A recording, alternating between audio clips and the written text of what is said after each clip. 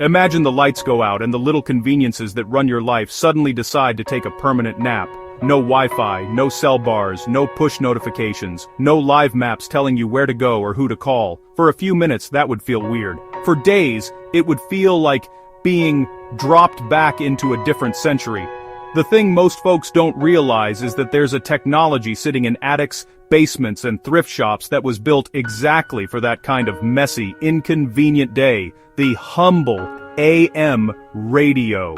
Not a streaming app, not a satellite feed, but a simple, stubborn box that picks up voices out of the air and keeps talking even when everything else goes dark. Back when people worried about bombs and blackouts, and not being able to call grandma, engineers and planners needed something simple and reliable to move information across the country. The solution wasn't flashy. It was already in kitchens and dashboard consoles across the nation. The AM broadcast band, amplitude modulation. Big stations with serious wattage could cover huge distances. They were the original national lifeline. Primitive by today's standards, sure, but also brutally practical. The engineering choices, the law, and how people used those radios made them a built-in emergency network long before anyone uttered the words, disaster recovery. Here's why the AM system mattered then and still matters now. First, the physics. AM frequencies sit in the medium frequency band, and those waves behave in ways FM and microwaves simply don't. During daylight, AM waves mostly hug the ground and reach a few dozen to a few hundred miles, depending on power and terrain. But at night, the ionosphere, an electrically charged layer high above the planet, changes its properties. Suddenly, those AM waves can bounce between the ground and the ionosphere and travel for thousands of miles. That's why, on a clear winter night, your grandfather could pick up a station from another state as if it were next door. That nightly cloak and dagger travel made AM a kind of planetary backup. The network reorganized itself every sunset, sending voices farther than most people expected. Second, the receivers. An old AM radio is elegant in its simplicity. Inside you'll find tuned circuits, coils and capacitors, working like a mechanical filter that resonates with a particular frequency. A detector, once a simple diode or even a piece of galena in the earliest sets, pulls the audio out of the carrier wave. An amplifier makes it loud enough to hear. No complex operating system, no tiny soldered chips screaming for updates. That simplicity gives receivers two massive advantages in a crisis. They're power efficient and they're resilient. A basic transistor AM radio can run for days, even weeks on ordinary batteries. Tube radios, for all their pre-digital look, often survive surges better than modern electronics. Without fragile microprocessors, there's less to fry in an electromagnetic pulse, or to glitch when software misbehaves. That toughness shaped a culture. For decades, civil defense drills reminded people to keep a battery radio handy. The emergency broadcast system, and later the emergency alert system, weren't theater. Those weekly or monthly tests were rehearsals for a scenario where a handful of high-power clear-channel stations would be the nodes broadcasting instructions to millions. The idea was simple. Shut down the chatter, let the designated transmitters speak, and the people with radios would hear the official guidance. It was centralized, legal, and engineered to get through when local infrastructure had been damaged or destroyed. But AM's story isn't only about worst-case planning. It's the same reason people relied on battery radios during hurricanes, blizzards, and blackouts. When phone lines were down and cell service was flaky, a DJ with a generator could still be a voice to a whole city, telling people where to find shelter, where water was being distributed, and when the next public announcement would be made. A little speaker and a steady voice became a real source of comfort, proof that someone was still awake and working on the problem.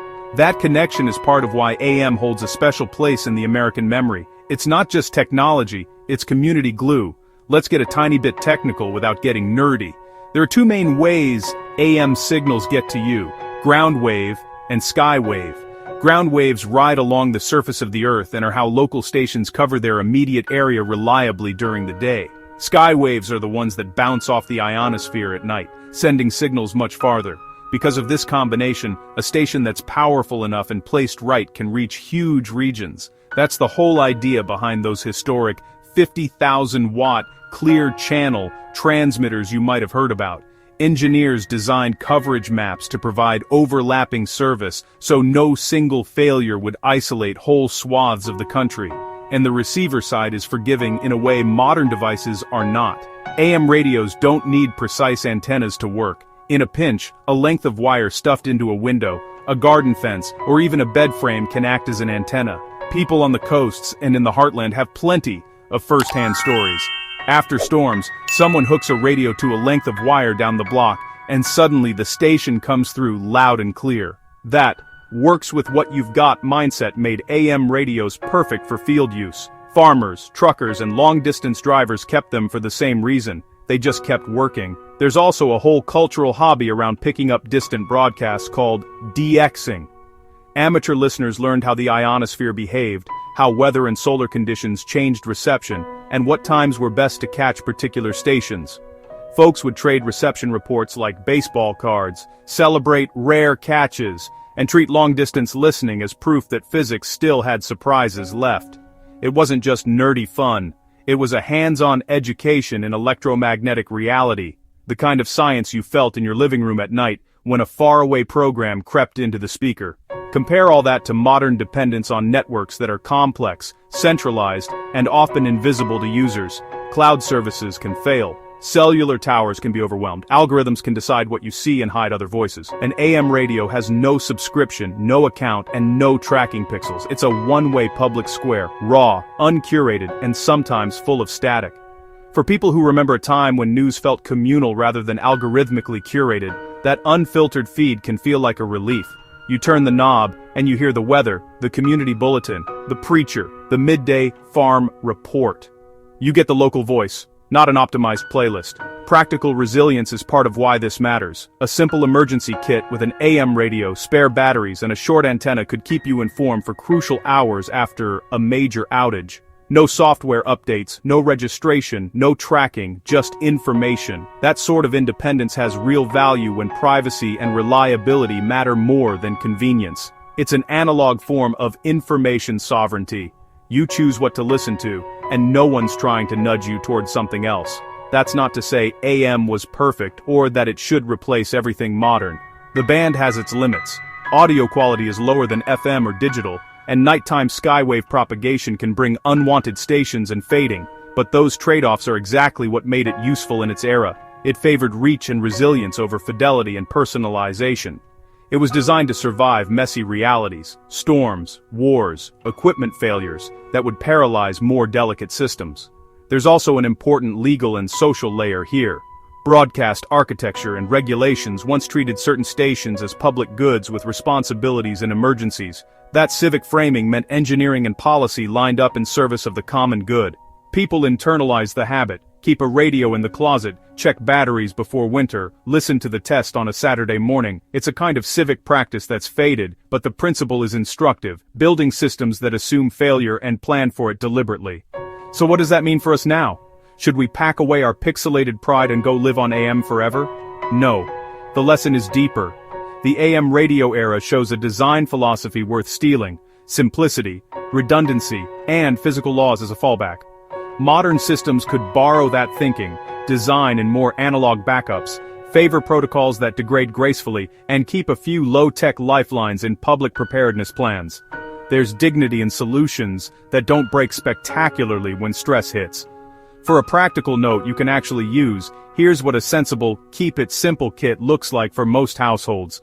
A reliable battery AM radio, not a fancy app. Extra batteries. A simple length of insulated wire you can use as an improvised antenna, and a small solar or crank charger if you want to stretch the power. Store them together.